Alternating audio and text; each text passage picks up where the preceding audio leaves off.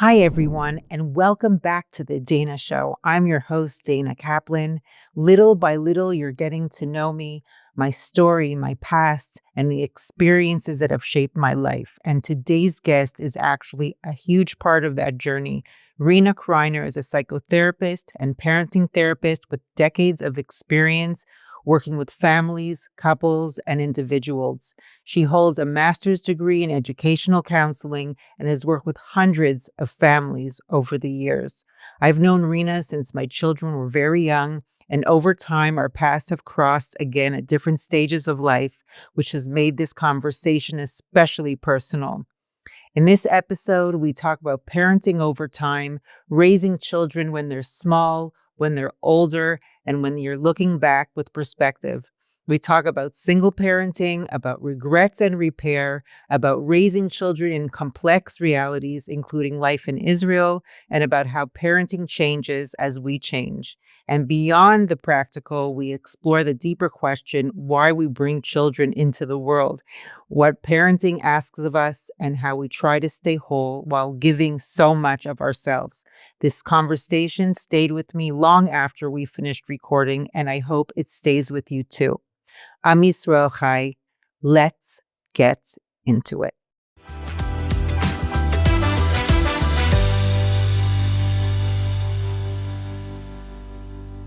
This is going to be an emotional podcast for me because, first of all, raising children, I guess the guilt that I have from raising my kids, the mistakes that I've made, I'm looking back on it now.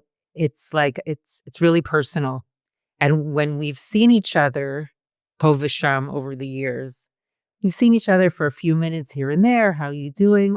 Both of our lives have really changed a lot since that time that we we knew each other. That you were a therapist for my family and my kids. So basically, the theme that I wanted to talk about today is avoiding mistakes with parenting, if you can. I wanted to talk about uh, how to not lose yourself in a marriage or as a parent, how to raise your kids in a healthy way in Israel, which is difficult, especially with what's going on. And also I wanted to talk about like what I guess I'm presently going through and what you've recently gone through. You have older children, about attachment and releasing attachment and finding the balance between all of those things, right? So before we begin this episode, I will have an introduction and I will say what your credentials are, and we'll talk a little bit about you. But since we have met, was it like 30 years ago or maybe 25 years ago, something like that? How has your work changed from then until now? Wow. Were you more focused then on children and now you're more focused on adults? Right. Yes, I wanted to save children from from being my first when I first started doing therapy. I wanted to save children from their parents' mistakes. But little by little, I learned that working with the adults makes a whole difference. Um, you can work with a child for a year, 2 years, 3 years, and then the child goes back to the dynamics of the family, and you can't really change because the dynamics is the same. The best interference is with the family and the dynamics. For me, it became clearer and clearer by the years that the most influence uh, on a child is by their parents. If you make a change with the parents, um, then then they can make a change. An hour or 50-minute hour with a child does not make that difference. That's something that you've realized over the years? Yeah, Okay. yeah. I'll give you an example. Maybe not an example. Maybe this was the turning point. I worked in a school. I used to work in schools as a young therapist, and I worked with a child, which I was told that there is a child I should work with from a certain class. And while I was looking at the class, I immediately recognized the child. He he he was I could recognize him amongst all the children. Um, he had um, he was insecure even with his posture. You could see him. And when I started treating him, I liked the child a lot. But I saw the parents once, and I gave them a homework, and I told them in a month and a half time I'll see them again. When they came back with the mission, they said, um, we didn't see. They had to follow something. I don't remember what it was, and they didn't find any evidence for what we were looking for because they changed their attitude. They changed the way they looked at the child through this homework. And as soon as they came back to me and said they didn't see anything, they didn't have any evidence, the treatment was over. Because by changing their attitude, by looking at something that they didn't see before, following something, it made a whole difference. I've had guests here on the show, and through our discussions, they've expressed um, difficulties in their childhood from the way that their parents parented them. So my question is, how do we break the cycle from, because our parenting styles are what we learn from our parents. Or by doing the opposite. Right, but it's also connected, Exactly. right? Like personally, I had a very, very strict mother. And so I, like you said, I went the opposite direction, and I really had to find a balance. So is there hope for people who want to break the cycle? Can you relearn parenting style even though it's almost genetic? First of all, I wouldn't call it parenting style because there is a new trend for parenting guidance. We call it parenting treatment. And we don't teach you how to parent. There are no styles to parenting. Of course, there are styles: authoritative, authoritarian, permissive, whatever. But I don't go this way. For me, parenting is something that it's like genetic, as you say. It's not genetic. It's by modeling. But the idea is not to tell you how to parent, because I think everyone has theories about parenting, and they have ideas of what a good parent is and what they want to how they want to parent. But in reality, when things go wrong, they react. They become reactive and not do what they plan to, because they are activated by internal dramas. And the idea is not to tell you how to parent better, but to turn to your inner child when there is a situation with a child. Sometimes you feel helpless. You feel no one is listening to me in the world. You feel I can't do it. I'm helpless. I don't have control. You have many internal thoughts that you're not aware of. You're not in touch with, and you become reactive. And the reactions are what you learned. And you react from a childish place, not educational place. So what we work with when I do parenting guidance, so I call it parenting treatment, is we look into your childhood what affected you from childhood, what you carry from childhood, and we clean. So Well, this is so heavy for me. Yeah, what do you mean? because I'm thinking about my personal experience and my reaction and my childhood place and the things that I needed to fix or, uh, change. So I see the way that I used to react. I've definitely changed since then, but it brings back a lot of, I don't know, difficult memories. I think it's not you. It's there is no one innocent of that. Yeah. It's everyone's. I'll call it problem. It's everyone. Even though you swear, I, I, they did it to me. I won't do it to my children. And suddenly you hear your parent's voice coming out of your throat when you are when you face a situation that you can't handle. And you're saying that you could change that?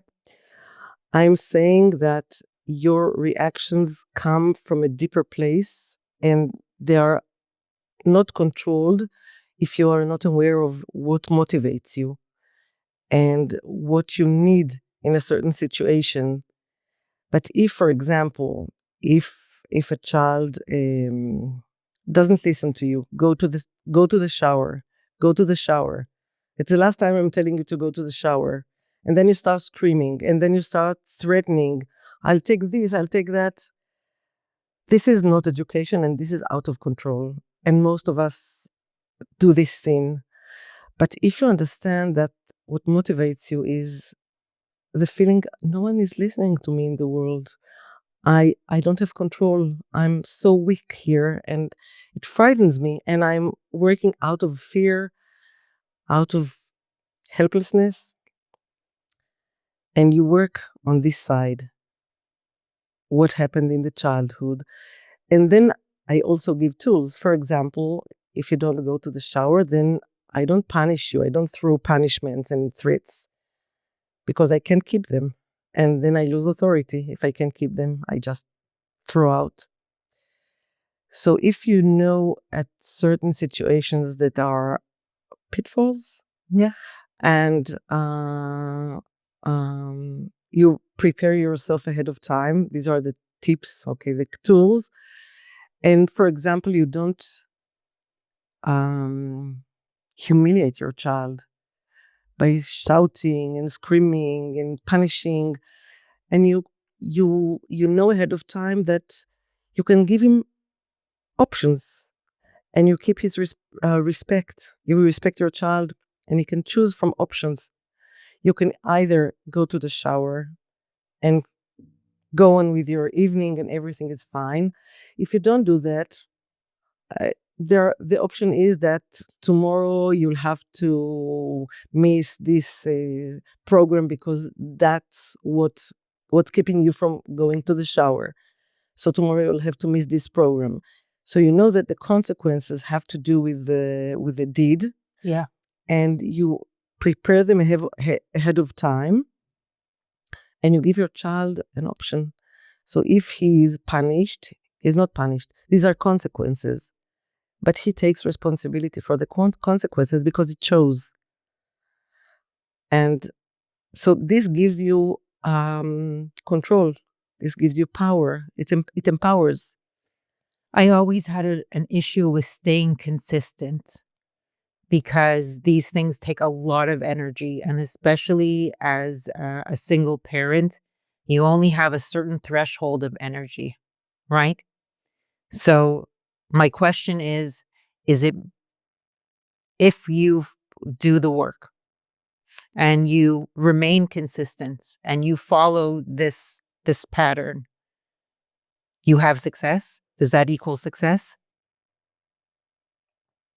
The success is, first of all, to keep your authority. So the child knows to respect you, respect your authority, and follow your instructions. So if you are consistent, the child knows there are no games. Because if you say tomorrow you won't watch this series because this prevented you from going to the shower when I told you to, then the child knows there are no games. You said he has to go to the shower, and he has to go to the shower, or she has to go to the shower. Uh, the more you do it, the less you have to do it. You do it a couple of times, and the child learns.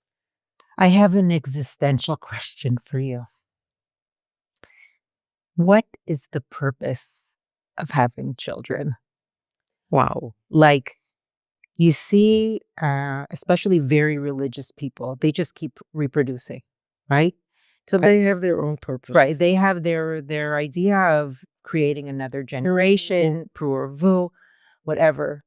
But I've, through the years, decided that I want to raise adults, I mean, people who are responsible, who contribute to society. And if that is my goal, right? How do people achieve that with all of the things that are going on in the world, and all of the things that are working against us? Does that make sense? The question is, how do you see the goal, the purpose of having children? Let's start from that. I think I heard something else before. I think I heard you ask, why do we bring children? And that, Yes. okay, that's a good question. It's an existential question, Yeah. as you said. I think there are many reasons why people bring children. I think, first of all, it's something egotistic, something I want a child. Right. I want to raise someone. I want a continuation. I want to make a tikkun for what happened to me. There are many reasons. I want to bring life to the world with my beloved one, so we have something that keeps us together. Many reasons. And then when we have the child already, what are the goals? So do you have a goal for the child, or do you have a goal for yourself? Does the child, sometimes parents think that the child is their continuation, a projection of them. So the child has to represent them. He has to be very educated, has to be dressed up, very beautiful, do things that make me look good. So this is, it depends on the parent. There are a lot of people who have children that I don't think should have children. And a lot of people, I remember, when after I was divorced, I dated men who were younger than me, and we would break off the relationship because they wanted to go have kids. And they're like, it's my time now to go have children. Right. And they would go, and they would get married, find a wife, start punching out a couple of kids. And then they'd come back to me a few years later, still married, that they wanted to continue their relationship. And they felt like either they fulfilled their roles as parents, or they weren't satisfied with their role, or with the lot that they had. And they would come back. I feel like the I want to help people prevent. I want to help people not make mistakes, and not use children for their own, like you said, selfish ideas. It's not fair to the child. And I've seen so many times, especially children of divorce, but not specifically, that are just not given a fair opportunity because their parents are egotistical and they don't make them a priority. So my question is, like, I have so many questions, and honestly, I really prepared this episode, but there's millions of things that I wanted to discuss with you. But in this specific point, how do you balance being an independent person and tending to your children's needs at the same time. And for everyone listening, I hope I didn't confuse you too much. Yeah, I think it was complicated, and I'll start with what you asked before about Okay. people who are not kosher to be parents. Yeah. I think everyone has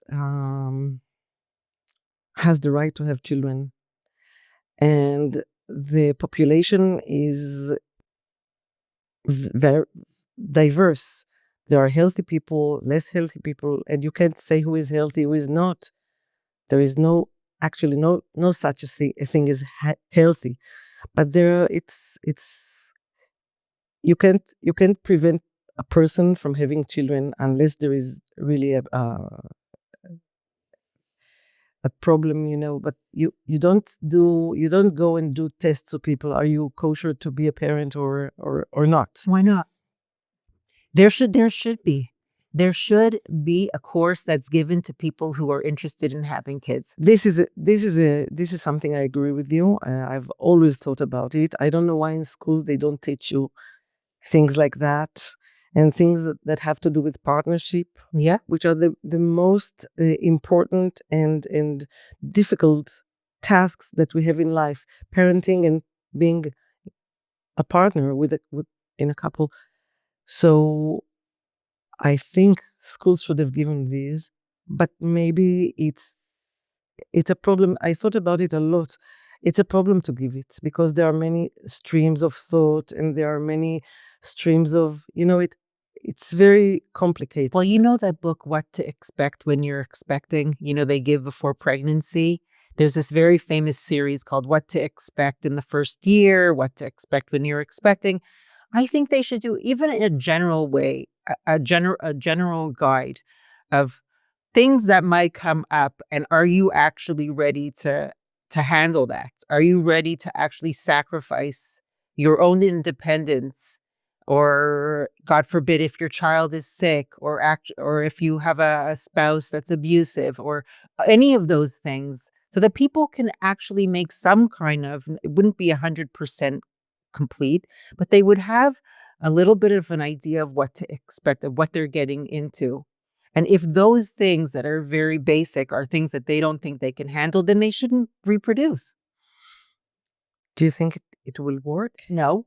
Because people who are sick won't think they are. Many people who are, we call them sick. They are not people who have disorder. Some of them, many of them are not aware.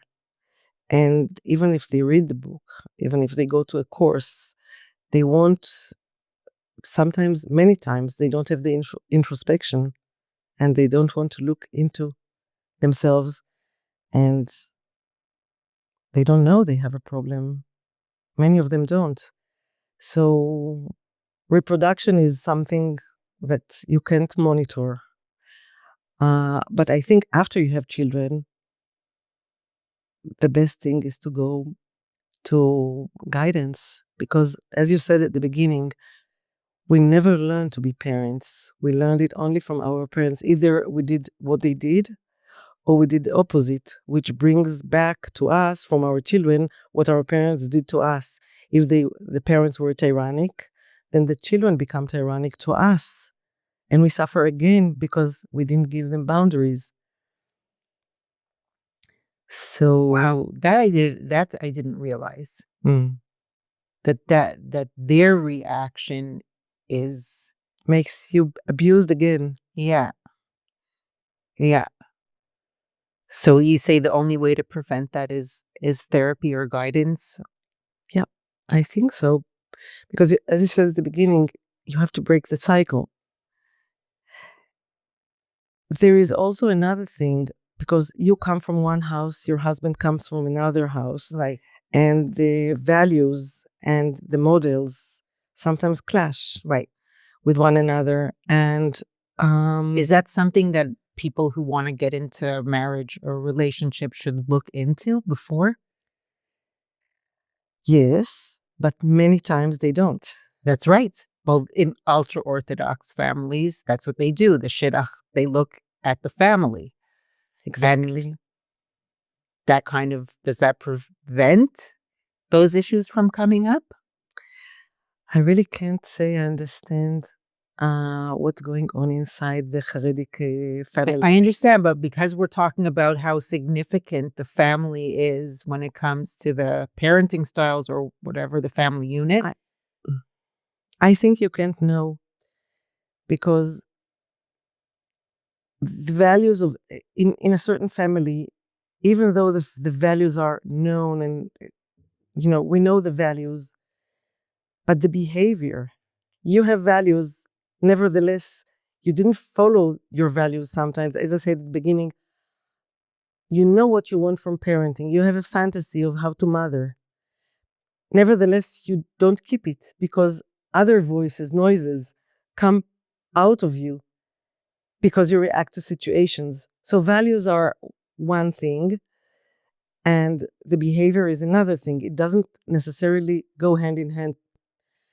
So you did something bad that doesn't follow your values, but still you did it.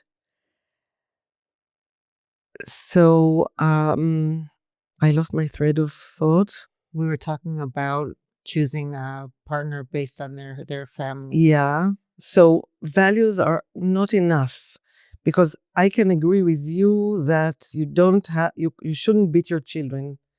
But at the moment of test, at the moment when it happens, a child gets you out of your mind, and you and you did something you disagree with because it doesn't go with your values. But you still did it because you got nervous and that's what you saw at home. Yeah. And you felt helpless. So people should talk about values before getting married. But it's not enough. And what about? Because at real time, you don't know what will happen. That's right. And what about families who have like divorced parents, right?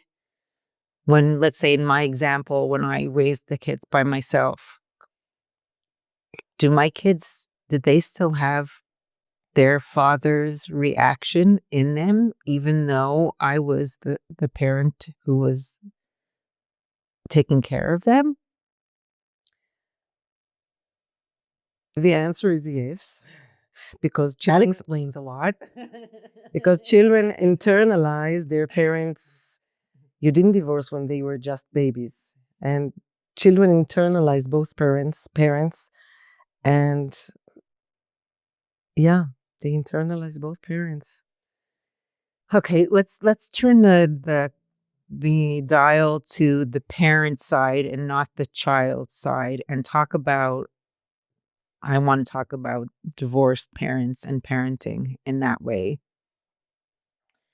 My question to you is, as a single parent, and I'm sure there are single parents that are listening to us now, how do you find the balance between giving enough time to parenting your kids and still having time for yourself? It's a good question. Quick pause because there's something I want to tell you about that I'm genuinely loving. I've partnered up with Groovy Socks, an Israeli sock brand that knows how to have fun with identity. Their designs cover everything from Theodore Herzl to shakshuka, culture, humor, and personality that you can actually wear. And honestly, if you're like me and have a hard time choosing gifts for people, this is the perfect option. It's fun, thoughtful, and something people can actually use. And here's the deal. When you order 3 or more pairs, you get 45 shekels off. Just use the link in the description below or say my name, Dayna, Dayna, at the checkout, and you'll get your discount. Now back to the episode. First of all, the needs of parents vary. It's not the same. You need maybe more independence, more time to yourself. And other parents want to be as much as possible with their children and they don't feel the need so much to do something for themselves. So it depends. So I think first of all it has to do with a good partnership. Let's say you don't have a good partnership. I didn't have a good partnership. I was really overextended, and I really wanted to be free, you know, but I wasn't able to be free, and it was a big issue, and I think I took a lot of that out on my kids as well. I want to try to help people and prevent that from happening, because now that I look back, I feel like I made a lot of mistakes. And if I would have realized that you only get one chance, would you do it over again better? And I would have. I would have realized that that time period is so short, and that everything that I do makes an impression on my kids, and An imprint even. an imprint, and it affects not only them, but then how they're going to raise their children as well, their view of the world and how people behave. And so I wish at that point someone would have been shaking me and be like, wake up and like see what you have in front of you, these innocent people, little people who don't have anyone else except for you. You know, like, give them more attention, be more uh, what's accessible, be more interested. You know, like my Zahava was bullied in school, and I didn't even know. You know, she told me she told me, but I didn't even know. You know, I just wasn't. I wasn't there. So I wanna try to make that impression on young parents now that, like, you only get one chance. How do you impose that on someone who's going through such a difficult time?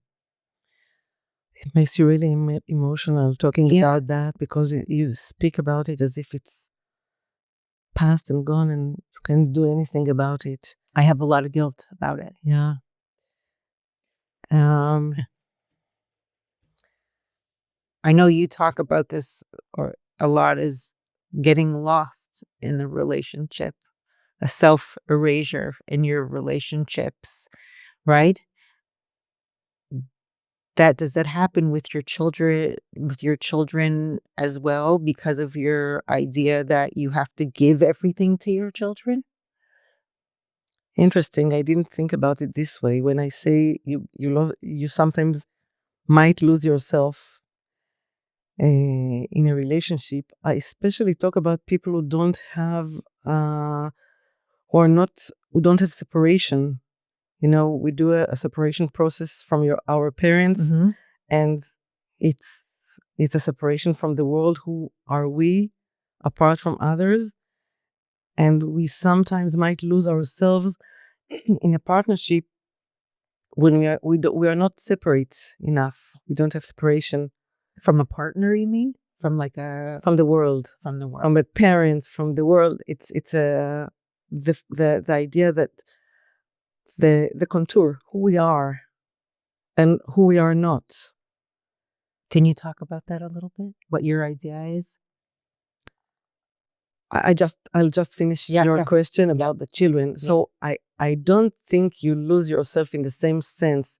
You lose yourself in the tasks and in the giving, in sacrificing, in the daily chores, and you're sometimes you just lose contact with yourself. That's why I said not everyone is aware to the feeling of suffocation, to the feeling of lack of freedom. Not everyone is aware. I'm returning to the former question. Separation individuation is a process that you undergo from birth onwards. It's a process, a lifetime process. When you spoke earlier on about the voices of your father, of both parents that you internalize, the voices are internalized, but then you should separate the voices and say to yourself, these are not my voices. These are my parents' voices. I have my voices. I have my ideas. I don't necessarily follow these. I know these things. And separation does not mean stop loving, stop a relationship. You are in a relationship, in a love relationship with your parents, with the important people in your life, but you separate psychologically from them. This is me, this is them. And I can love them for what they are, but this is not me. When does that happen? When do you start having that dilemma or the need to separate? It's a lifetime. Does it happen when you start parenting or when the issues come up No, as a child. as a You child? start separating from a parent from the moment you crawl. You distance yourself from the parent, and then you come back to get love, and then you go back, and then it's a process. It's a lifetime process. And healthy mature relationship is when you are you're in a love relationship in reality, but inside there is a psychological separation, that you know your contour, your boundaries, who you are when you end and when the world starts, where the other starts. When does this become an issue, like a problem? Mm. What you asked before, you asked about losing yourself in a relationship. When you don't have, when, for example, now you're listening to me. If you listen and you can find your own voice when you're all together while listening to me, you have your own voice. You are not, you can give me empathy, you can listen to me, but you have your own thoughts. Right. Okay. So this is kind of, it's an example of separation. In a partnership, you can lose yourself. It's more complicated. It's not, it has to do also with attachment, which you touched earlier. Yeah. While you did the introduction. Yeah. It's too complicated to explain on. Okay, I understand. Yeah. I understand. Let's talk about a little bit about the therapy that you do. Have you worked with people from Chutz La'aretz, that were Olim, or is it mostly Israelis? I work both. With both? Yeah. And do you notice a difference in the culture that comes from Chutz La'aretz? Interesting. Is it a different approach than it is here in Israel? Approach to what? Parenting, Mm. zugiyut, No, I don't think relationship, so. I don't think so. I think it's child development. No, I don't think so. No? No. Because the issues here are different than they are there. In a certain respect, at least when it comes to, what the country goes through in terms of war and stuff like that. I wonder how much that affects the parenting style of kids and how children are raised. I would think that it would be a little bit different. I don't think so. I don't find it different. I think a parent in situation like we see in Israel, a parent who does his right parental role is a protective parent, not overprotective, but a protective parent. And it's worldwide. It can be from a bad behavior of children in school towards your child. You have to protect. It doesn't matter what it is. Trauma is a trauma is a trauma. And parenting should, the role of a parent is to protect your child, to give him tools to stay relaxed in face of all external pressures. That's harder to do in Israel. Maybe. I mean, maybe that's the rule or that's the best way to do it, but it is a little bit more challenging, especially if you're not relaxed in a situation, in a dangerous situation. So it goes back to the parent, as you're saying, and that's what I'm claiming. It always goes back to the parent. The parent has to do the work. A child is born perfect, no matter what if he got ADHD or he got something physical when he was born, but he's perfect inside. And it all depends on the parent, how he reacts to what there is. The child can be in a complete different, reborn with a complete different temperament of the parent. The parent might be very temperamental and the child is very slow, or vice versa. But it all depends on the parent, how the parent reacts to what there is to the child. What is the role in the school, a school's role in child development, especially in Israel? Because I know they're not very strong on discipline here in the schools. What do you believe the role is of school and education? Is it only books, or are they supposed to teach other things as well? Ideally, Yeah, just from your opinion, it's not written in stone. ideally, school should.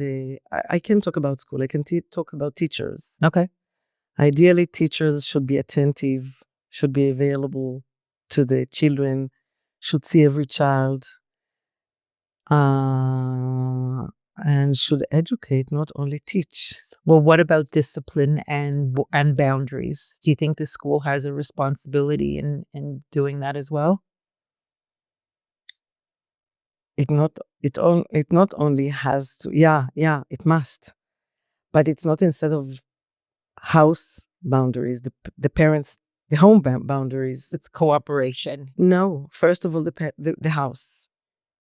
The boundaries that parents give are the most important things that happen to children happen at home. Sorry. Why sorry? I agree with you. Children, a school can't fix children. School they didn't give birth to the children. They get the children at the age of 6, and 6 is already a very, children absorbed so many things by the age of 6, and they still keep on absorbing things at home because the most important people in their lives are back home, not in school. What they do in school is a projection of their inner world. If a child misbehaves in school, he tells us something. He tells us It's a reflection of what's going on at home, or of in his internal world because of what's going on at home. Mm-hmm. If a child is too good a child in a school, it's also a warning sign. Why does he have to be she has to be so good? Why does he never do naughty things like a child? This is also a warning sign. We have to ask ourselves, we have to see every child. Are these things, if there is some kind of a wound or some kind of a misbehavior, are these things something that can be changed? Can new patterns be learned for these children that come to school with issues? You mean at school? At school. I believe it depends on the teacher. It can. Not only at school, at home too. So maybe rephrase the question. I'll rephrase and tell me if that's what you meant. Okay. Do you mean things are repairable? Yes. At what age? That's my question. At what age? Up until what age? First of all, so long as the children, you mean by the parents? The question is by the parents. by the parents. So long as the child, so long as the parents are meaningful to the children, the more I'll restart. The more the children grow, the less important are the parents in their lives.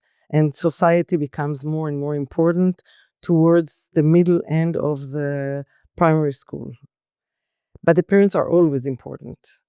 And so long as the child lives at home, things can be changed because the parents have influence so long as they have authority and the relationship is such that the child listens to the parent. The relationship is very important. If you have a good relationship with your children, then even if the child doesn't primarily agree with what you're saying, he or she internalize what you say, and he has a dialogue, an internal dialogue with it. And you can influence a child. Yes, you do. And what about, like, I'm trying to move up to children who are soldiers. Okay, when you have children who are soldiers and they learn a certain lifestyle, or they're used to a certain lifestyle in the army, and then they come home and you have a whole different set of rules at home of how you behave. Do we still have an opportunity to discipline our children at that age when they're already 18, 19, assuming that they're still living at home? I found that a big issue. I wouldn't call it discipline. I would call it, this is my house. You're now at my house. Our house. I wouldn't say my, but that's the idea. This is the house, my house, your house, but these are the rules in this house. And that's how you behave here. In the army, it's different, but here it's these these are the rules we follow. It's not discipline. It's reminding him the rules of the house. And you're the manager of the house. And the child has to follow, the soldier has to follow the rules of the house. Everywhere a person goes, he has to follow the rules of the place. For example, you won't go to a restaurant and sit with your legs on the table, or every place has its own rules, and a person has to follow the rules of the place. Like, as you said at the beginning, you want to raise your children to be good citizens, to follow, to behave. And this is a microcosmos of the world. I had a very hard time with that, especially because, and I'm sure I speak for a lot of people who have children that were soldiers in Kravi, who went through a lot, who had PTSD, who had different injuries and things like that. I felt like the lines become a little bit blurred because you start to live a tear a little bit on the rules because you feel bad. You don't want them to have to clean up after themselves. They just came home from not sleeping for 5 days or whatever it is. I think that was like a really challenging thing for me, is still imposing the rules of the house when you have that kind of a situation. So you're talking about two things. You're talking about being sensitive to your child and empathizing with what he underwent and being considerate and containing what he brings. This is one thing. And the second thing, you are saying yes, but again, I don't want to fall into my primal years, first years of rearing them, when I didn't have freedom, when I was suffocated, because there are two things. You can contain the child and help him with what he needs help, and keeping your rules for you to live freely, to live happily, to be relaxed. And both things can live together. You can do this and that at the same time. And I think that keeping routine is a container for people who underwent trauma. And routine says things should be, you put your bag in your room, or if you don't, I'll do it for you if it's difficult, if you just want to go to bed. But that's how things are done here. And this is a container. I feel like things really exploded at that time. Like the rules kind of, for a while, they went out the window because it was just too confusing. I didn't know how to deal with certain things, but then I realized, no, you have to go back to the boundaries. You won't we won't survive this way. With it was just too much for me in every single way. But I think there is the issue of the way, how you do it. I think it's also important. That's why I said two things can live together: Yeah. containing and understanding and being sensitive and helping, and and keeping the boundaries. But the attitude is it's what matters. And maybe saying, I understand it was very difficult for you. I understand how difficult. I understand you need to go to bed now. It's very important for you, this and that. But let's do it this way. Because in this house, that's how things are done. And saying it assertively and not with complaining and not with anger. Maybe this is the idea that can balance. Let me ask you a personal question about yourself. You've been a therapist for a long time and you've been studying and you have a lot of ideas and you've helped a lot of people. How has that information helped you in raising your own children? So I became a mother after finishing some studies. I carried on studying later. But I remember one point, it didn't necessarily help me all the time. I also went to therapy from time to time. Yeah. Because when you're involved emotionally, as I said at the beginning, you react and not respond. And there is a difference between reacting to something that activates you, activates inner dramas. So there was one point in my raising my children when my eldest was, I think, 3, 4 years of age. He was playing up in his room and I was calling his name and I was telling him to do something. He didn't respond. And my heart started beating and I came up to his room, really wanted to scream, I don't know, with rage. And I stopped at the door when I saw him playing peacefully, being in his own world. He didn't even hear me. He didn't notice when I shouted his name. And I stopped myself from the rage. And I understood it was not against me. It doesn't have anything to do with me. He did what he has to do as a child.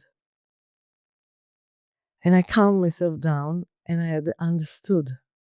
I think I didn't study that thing at the same time, but this was a turning point in my motherhood where I understood that things are not done towards me, against me, because of me. A child has to do what he has to do, and I have to do what I have to do as a mother. And I wanted to call him to do something, but he was in his world. And then when I studied it, I could understand more.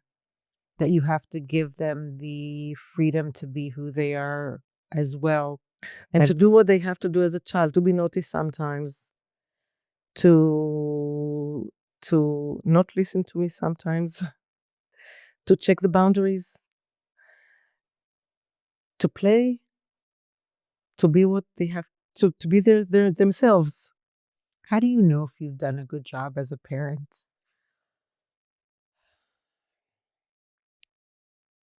Do you feel like you did a good job as a parent? It's a good question, and I ask myself all the time. Yeah. there were points when I was very satisfied with what I did because of the feedback I got from my children. You're the best mom, you're the best mom, you're the best mom. But I'm not sure I'm the best mom. I I made many mistakes. I don't think any parent can say they didn't make mistakes. Yeah. Because we learn how to parent from parenting. Right. That's the only job we do while growing into it. Because we don't have the manual. Because we don't have the manual. Exactly. And I made many mistakes. My children went to therapy, and I don't think it's a sign I failed. I think it's a sign that they are courageous enough to say, I need help, and to get help. And how do I know I did a good job? I'm returning to your question. I think if my children fulfill their potential, if they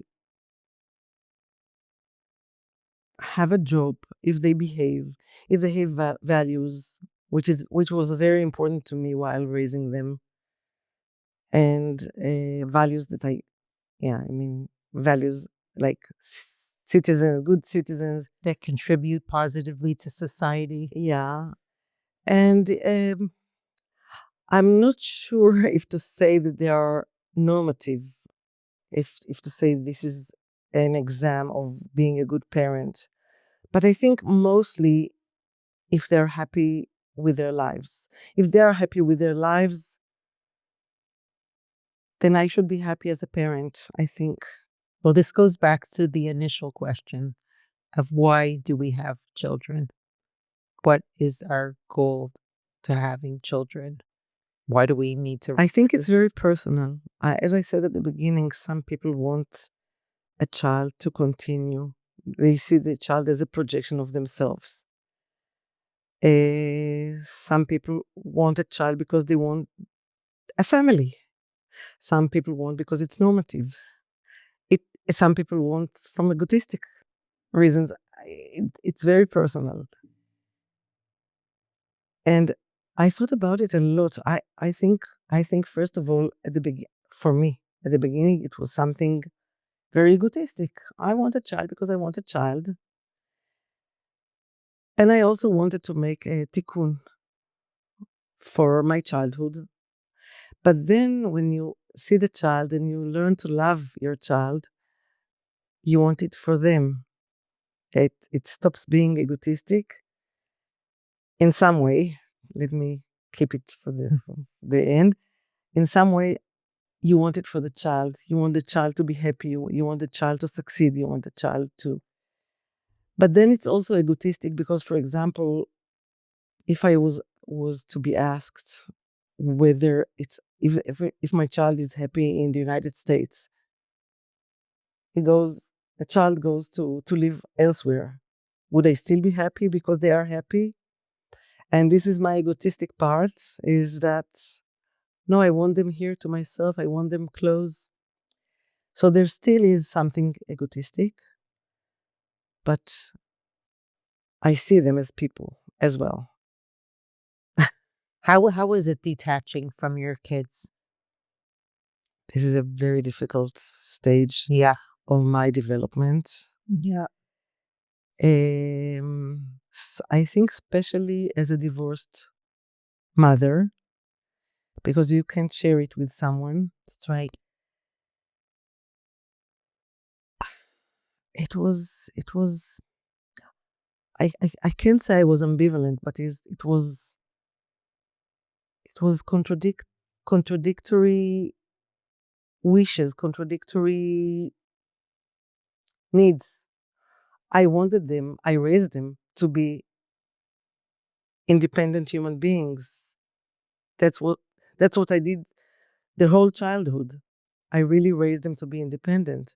But now when they want to be independent, I want them nearby. I don't want them to leave. Yeah. Yeah. It happens so quickly.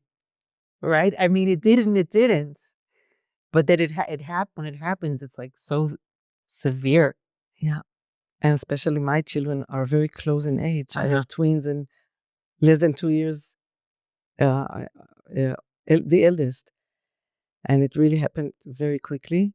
But then I worked with my mind, with my brain, and didn't let my feelings manage my behavior.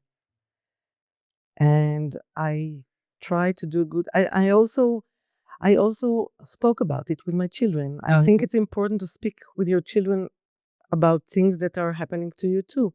I told them it's not easy for me, but I think it's important for you. And although it's not easy for me, I think it's good that you do it. It's good that you keep on. And I try never to to give them conscientious remorse. I don't want them to feel remorse that I'm on my own and they go to their what they do. I chose my life, and now it's your turn. It's your life. How do you um, reconcile the guilt that you feel, or that not you specifically, but parents feel at Me this too. stage of in their lives about how you raise them, or mistakes that you've made when you've raised them? Asking for a friend. Just I'm asking for myself. But I'm asking you as well. If I talk about myself, I can say I don't know. I think I did a lot of work in therapy because I did have a lot of remorse, especially about my eldest when when he was at his terrible twos. I had my twins, and as you described before, I couldn't bear even 1 inch of burden when raising them because it was so difficult, and he needed to do what he had to do in his terrible twos. You know what I'm talking about? Yes, of course. Yeah. So a lot of rage went to him, especially when my partner was not there for me, and I didn't have energy for 1 inch of of of more load, and I had a lot of remorse. And the first years I used to compensate him until I understood it's a bad thing to do. What does that mean, compensate him? I don't exactly remember, but I remember I used to do it until I went to therapy, and I understood that I'm doing a bad thing to him towards him. What do you mean? Like you would give him gifts? You would Not gifts. I think I I I I gave up. Mhm. And not gave up. I didn't give him borders, limitations. I just let him, Yeah. which is not good. No. It's like not seeing him. Right. So listen, what I think is all of us make mistakes. We never learn to be parents, and we make mistakes, and the children suffer because of our mistakes, and we are children of people who made mistakes as well. And the children have their own journey to heal the wounds, and you can pay for their journey, help them pass the journey. And most of all, I think, is to talk about with your children, to talk about, to agree, to take responsibility for things they blame you for, and to talk about it. I did it with my daughter. My daughter studied social work, and they had to do some work, dynamic work. And sometimes she brought to me issues. And I think acknowledging the mistakes you make helps them to overcome, because it means that you free them for I'll give you my example. My parents made mistakes, as all parents, but they never agree. They rewrote history as soon as I started saying something. And this gave me another burden because it's not only that they didn't acknowledge their mistakes, but they made me mad. So I had to cope with two issues. But as soon as you talk to your child about and you acknowledge your mistakes with them, you free them from feeling mad about and you give them permission to be angry with you, which is okay, which is important.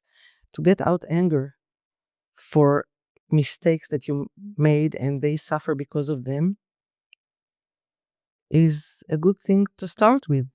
What is our role as parents now that our kids are older and are more independent?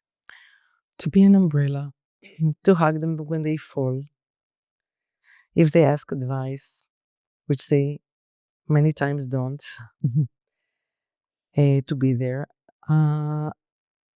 For me personally, is to collect the family all the time, to bring us together as a family. Later on, when there are grandchildren, to love our children through the grandchildren. And sometimes it's a tikkun for the mistakes we made, because they see that we have a loving part and a soft part that when we educated wasn't there out there, and now they can meet these parts. And if we love the beloved, their beloved child, then we can reconnect with our children. I have another answer to the question about, well, maybe it's not exactly the answer to why we have children, but I think that only when I started having my own children did I understand my parents and why specifically my mother behaved in the way that she did.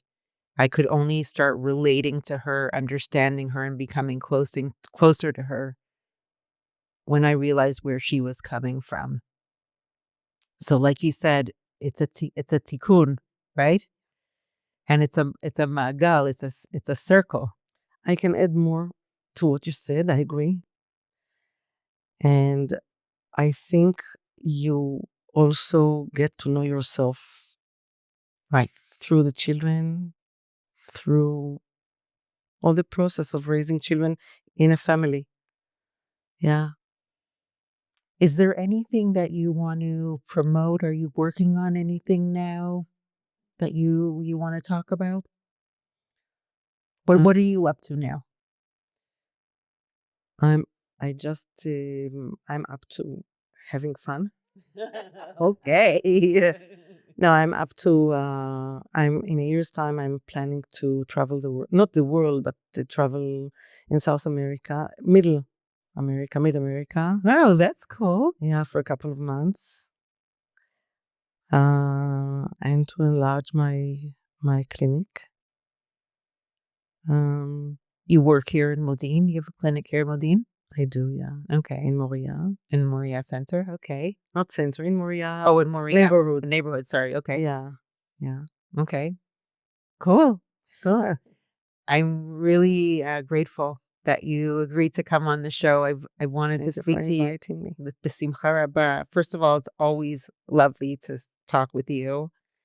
And I feel like we just have a lot of history, and you're really smart and give really good advice. And I just hope that the people that are listening can learn something from it. And I will definitely put a link on how to find you if people have any questions or need your help. And thank you so much. I wish you so much great success in the future, Rina. Thank you so much. Thank you for tuning in to this week's episode of The Dayna Show. If you like what you heard, you can subscribe to the podcast, like and share with your friends on social media, and rate us 5 stars. Don't forget to tune in next week, and we'll see you then.